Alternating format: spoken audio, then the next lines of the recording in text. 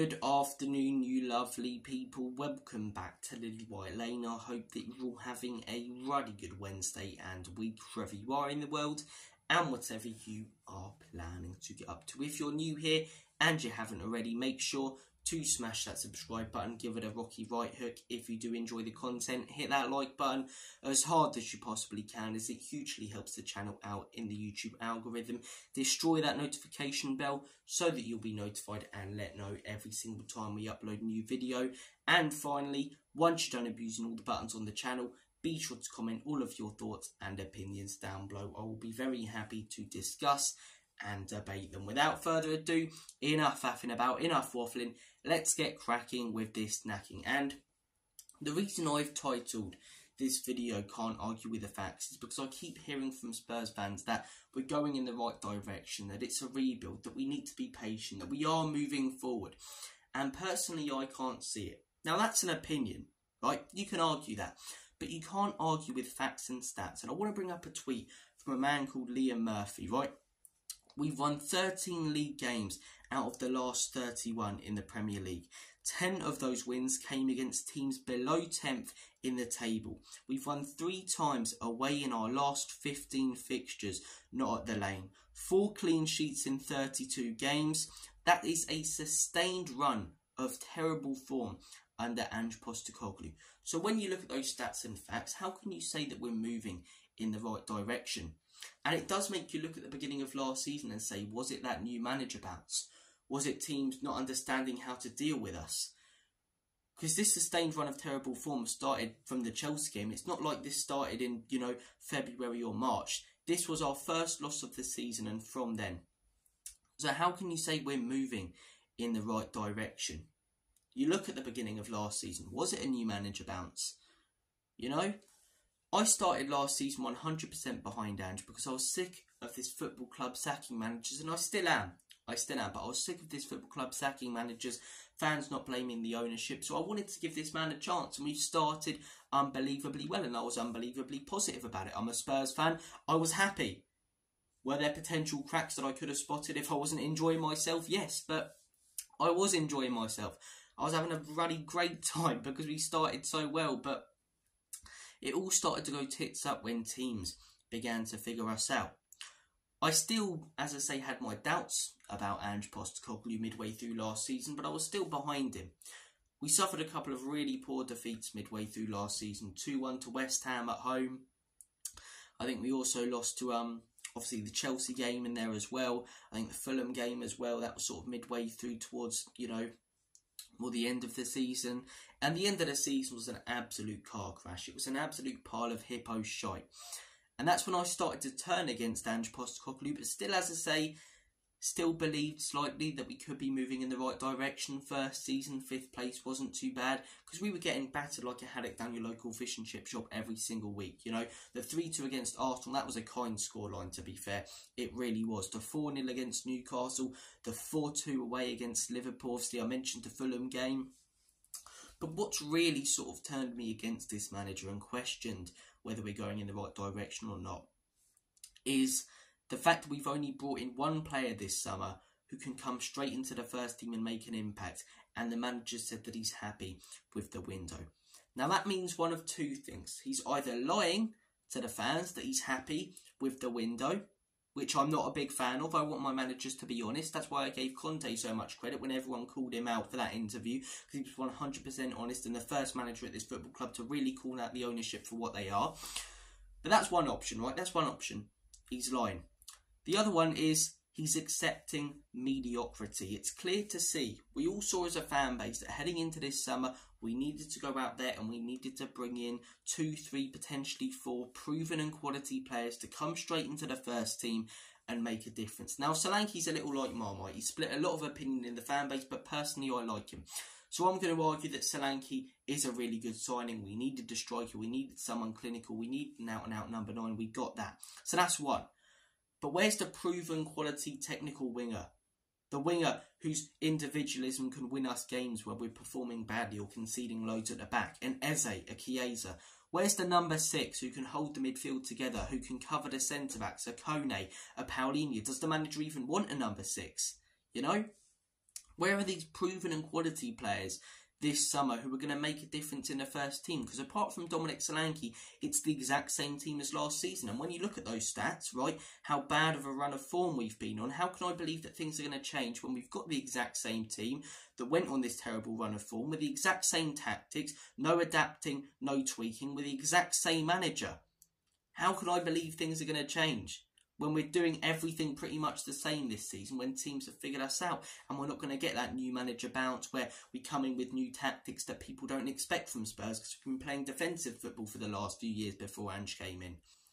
You know, I'm chuffed with Dominic Solanke. A lot of people would argue that we haven't signed any proven and quality players, but I'd argue Solanke. But that's one player in the first team. Why have we not gone out there and signed an Eze? Why have we not gone out there and signed a Paulinho, a Kone, you know? I'm chuffed that we're focusing on the future, right? I am. I think Archie Gray's got a lot of potential. Wilson Odobert, we'll have to see. But you're taking a gamble on these young players. Some might turn out to be brilliant. Bergvall, I think, will. Others might not. Odobert, we'll have to wait and see about him.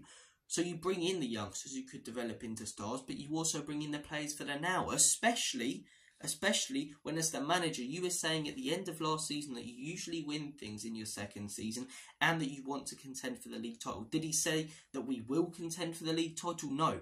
But you're the manager, you're having all that money splashed out on you, you're saying you want to contend for the league title, and then you're saying at the end of the window, when we've signed one player who's going to come straight into the first team, that you're chuffed with the window and you're glad we're building for the future. So which is it? Do you want to build for the future? Do you want to go for the league title? Do you want to do both? Because you're not going to with those signings that you've made. You know? When you look at the amount of money that we've spent on mediocre players, 50 million on Brennan Johnson, you know? No disrespect to Archie Gray and Wilson Odobert, but what? 50 million on Brennan Johnson, 40 million on Archie Gray, right? 30 million on Wilson Odobert. That's 120 million. Spend that money and also go out there and sign the proven and quality players. But I think most Spurs fans would have rather that money went into two quality players. You could have bought Eze and Paulinho in with that money, and our team would be very different this season. Would we still probably concede 2 or 3? Yes, because the manager's tactics defensively, they really are baffling. I really don't understand them. But would we be able to outscore the opposition maybe? Would we concede 1 less goal because of Paulinho covering? Would Eze be capable of scoring bangers and providing good service for Dominic Solanke? You know, it's pretty much the exact same team. And as I say, it's the exact same team that's went on this sustained run of terrible form. Do I want Ange Postecoglou sacked? Right at this very moment, probably not. And in the words of Uncle Bryn, I'll tell you for why, right? Because we sack another manager. At the minute, I think the club's very stationary, right? I'm not a fan of that. Some people are okay with it, content with it. I'm not. I want the club to move forward. We're not moving forwards, but we're not moving backwards.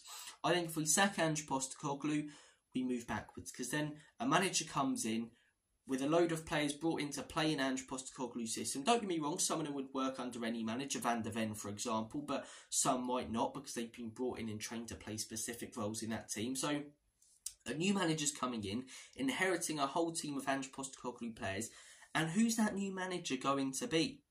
What manager is going to look at that vacant Spurs job? Because there's only so much you can advertise the facilities and the stadium when the manager can clearly see that by then, if we sack Ange Postecoglou, 16 managers have come to this club and failed. Now, if Ange fails, in my opinion now, it's more on him than it is the ownership. I want Enoch and Levy out. That's why I, don't go to games, because I don't like funding them. Any merchandise isn't from the club shop. There's other ways of getting it. So I don't like this ownership. I think they're the biggest problem at this club. But Ange has dug himself a hole by saying that he's happy with the window. So then if things, tits up, it's down to him then. It's down to him. Because either he's lying, but you can't complain and go, oh, these players aren't working hard, these players aren't doing well enough. The players that you've chosen to brought in when there were quality and proven players out there in the market who would have done a better job. But we are talking in if, buts and maybes there, like James Redmond. So if we do sack Ange Postecoglou, what manager are we going to bring in? Because in my opinion, you look at the managers that we have brought in, it's been slowly a decline. Pochettino sacked, Jose Mourinho comes in. Jose gets sacked. I believe we brought in Nuno We brought in Nuno after Jose. Then Nuno got sacked after about 4 months. That was completely down to him. He was just crap as a manager. He was never going to cut it at the top level. I hate this ownership more than most, but trust me when I say you can't really blame them for Nuno. But Nuno comes in, Conte comes in and gets sacked. So if you're a new manager a manager. If you're a new manager, you're coming in, right? You're getting offered this Spurs job and you're going, right, how have previous managers gotten on? And you're looking at some of the most successful and serial winners in world football. You can say they're washed, but Jose's won a trophy at every club he's been at. So has Antonio Conte. They've come to Spurs, they've won nothing and they've been sacked. And both have lost it at the end with interviews and have been complaining about the ownership after. So what top manager is going to be attracted to this Spurs team? Even if we have some quality players, quality facilities, they're not going to want to work under Enoch and Levy, and they'll know that they'll be the sacrificial lamb if things start to go tits up. So then we decline in level of manager. In my opinion, no disrespect to Ange Postecoglou, but when it comes to name value, he's not the manager that Jose Mourinho or Antonio Conte was. So do we get another manager who's lower in name value than Ange Postecoglou? Do we start fishing in the Irish League instead of the Scottish League? Do you know what I mean? Do we look at championship managers then? You look at what Chelsea done. They sack manager, sack manager, sack manager, sack manager. And Enzo Maresca might turn out all right. But Enzo Maresca, a manager who did well in the championship, is the guy they've put all their eggs in one basket for. You look at the managers that they've, appointed over the years, and they've declined in quality because not many managers are going to want to go there because of the way the club's being run. Now, our club as a business is being run perfectly, but as a football club, as a manager, you'll be the sacrificial lamb. And just a little bit different because he's either lying, which I'm not a fan of, or he's accepting mediocrity and he has had a lot of money spent on him that could have gone into other players if it was all down to him. It might not be, but then why tell us that it is and say that every player that we sign, you've chosen and that you're happy with the window. You know what I mean? But the reason at the minute I am against stacking Ange Postecoglou is because then I think we start to decline. I want to find a way of Spurs moving forward, not just being stationary. And I don't want us to decline and regress, which is probably what will happen if Ange then gets sacked. Because then it's the manager merry-go-round all around. There's protests, unrest at the football club, craziness in the football stadium, The new manager, will he be accepted? Maybe he has a new bounce, does all right, and then gets sacked a couple of years in again.